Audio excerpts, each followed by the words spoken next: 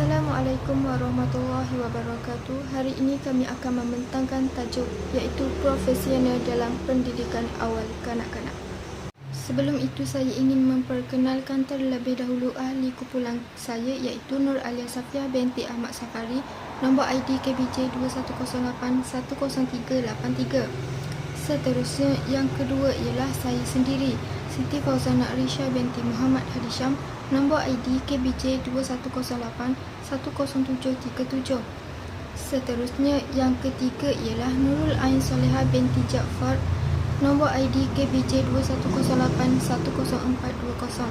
Seterusnya ahli kumpulan kami yang keempat ialah Siti Nur Ain binti Mazlan, nombor ID KBJ 2108-10323. Akhir sekali ialah Nur Syazwani binti Muhammad Sofli, nombor ID KBJ 2108-10632. Seterusnya saya serahkan pembentangan modul 1 kepada Nurul Ain Soleha.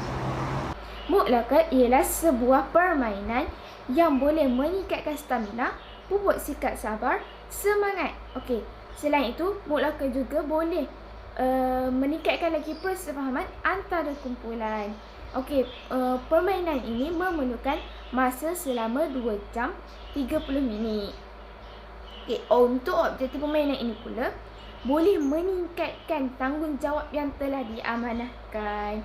Untuk bahan main mutlaka pula ialah ubat, pensel. Yang kedua, kotak. Yang ketiga, kunci. Yang keempat, kertas. Seterusnya untuk langkah main mutlaka pula ialah yang pertama, moderator akan membahagikan kumpulan. Selepas moderator membahagikan kumpulan, jadi setiap kumpulan akan ada seorang ketua. Okay. Selepas semuanya bincang, ada ketua, ada pembantu semuanya, moderator akan panggil ketua untuk bagi satu barang amanah. Barang amanah itu ialah ubat pensel. Okay. Selepas moderator memberi ubat pensel kepada ketua, moderator akan bahagi satu kertas kepada ketua, dan kertas itu ialah ada soalan teka-teki untuk ketua dan ahli kumpulan mencari kunci. Okey, selepas diorang semua cari kunci, diorang kena cari kotak pula.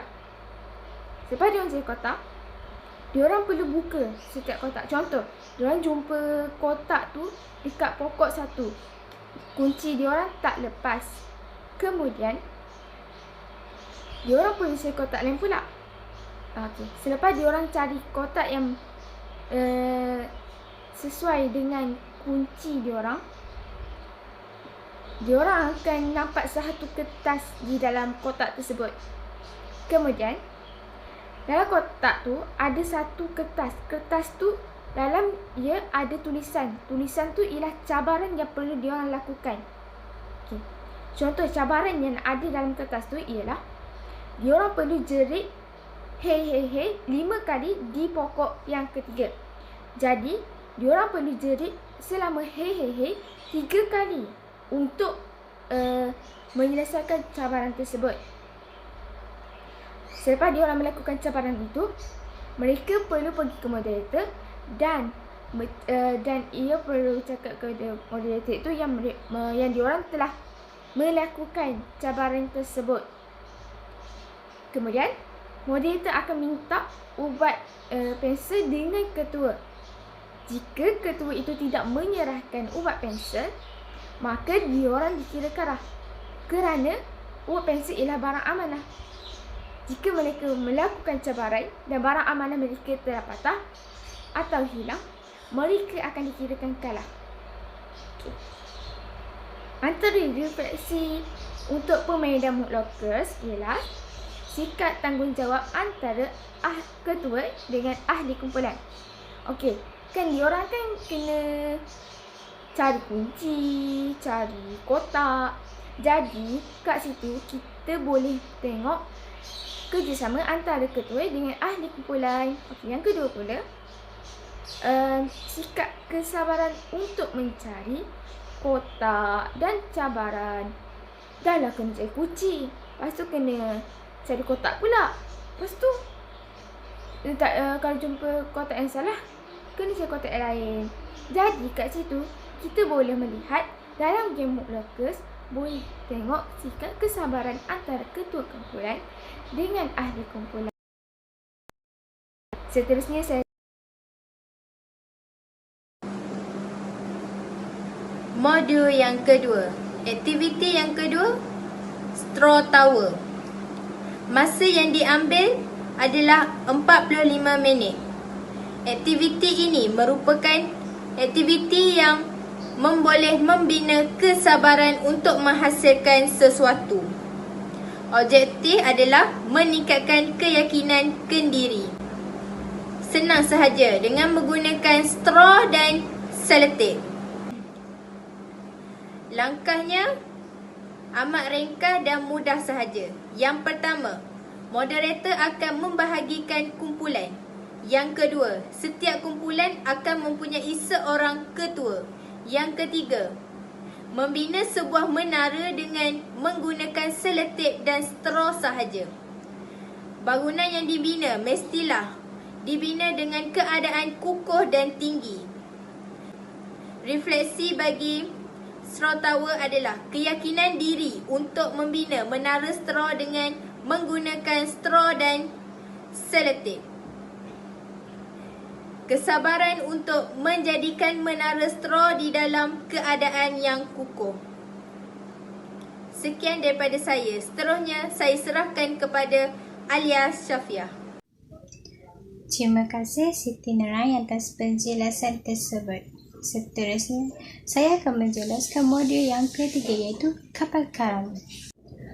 Masa yang diperlukan untuk aktiviti kapal karam ini hanya mengambil 30 minit sahaja. Manakala objektif ia adalah untuk meningkatkan kerjasama di antara pasukan.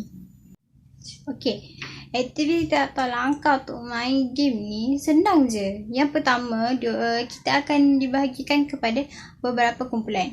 Yang kedua pula, lepas diorang dah dibahagi kepada beberapa kumpulan tu, diorang kena pilih antara satu watak lah. Banyak watak yang ada kan. So diorang kena pilih watak tu yang mana paling penting untuk diorang rasa untuk dibawa naik ke angkasa. Macam tu. Contoh watak yang ada lah, doktor, cikgu, penagih dadah, mekanik. 4 watak ni. So diorang kena berbincang lah yang mana paling penting untuk diorang bawa naik dekat angkasa. Contohnya lah kan, macam doktor. Kenapa doktor ni penting? Kalau macam ada siapa-siapa yang sakit kan, siapa nak rawat? So mestilah doktor. Jadi doktor ni pun penting jugalah untuk diorang tu. Macam cikgu pula. Kenapa cikgu ni penting? Sebab cikgu lah yang mengajar diorang kan. Cikgu yang bagi ilmu, cikgu yang itu, cikgu yang ini. So cikgu ni pun penting juga. Mekanik, apa kepentingan mekanik ni? So kalau ada apa-apa berlaku kerosakan kan dekat atas sana, siapa yang nak tu? So mekanik je yang pandai. Jadi mekanik pun penting juga. Macam tu lah. So macam tu lah. Kalau penagih dadah pula kan, kenapa kita cakap penagih dadah ni penting juga? Sebab dekat dalam setiap ubat yang diorang makan tu kan, kalau kita sakit kan, kita makan ubat kan, dalam ubat tu ada dadah. So kat mana diorang nak dapatkan ubat tu? Penagih dadah lah. Sebab penagih dadah yang ada dadah kan. Macam tu lah. Yang ketiga pula, diorang diminta untuk menghantar seorang wakil ni untuk berdebat. So antara banyak-banyak kumpulan tu, diorang hantar satu lah wakil. Diorang kena berdebat sama sendiri. Berdebat.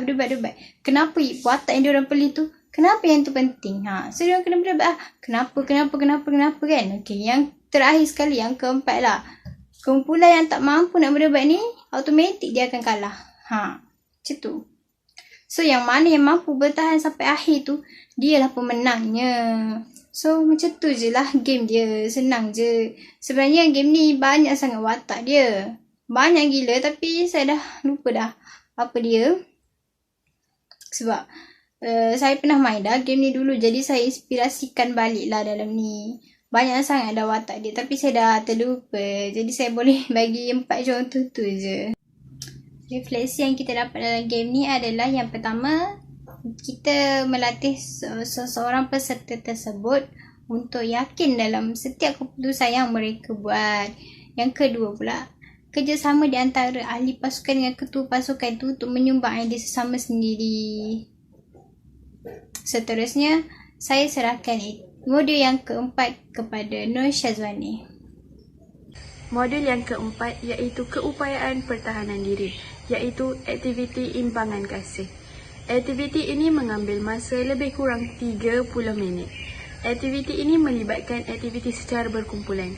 Aktiviti ini adalah untuk menguji keupayaan seseorang individu untuk bertahan dalam satu tempoh masa yang tertentu.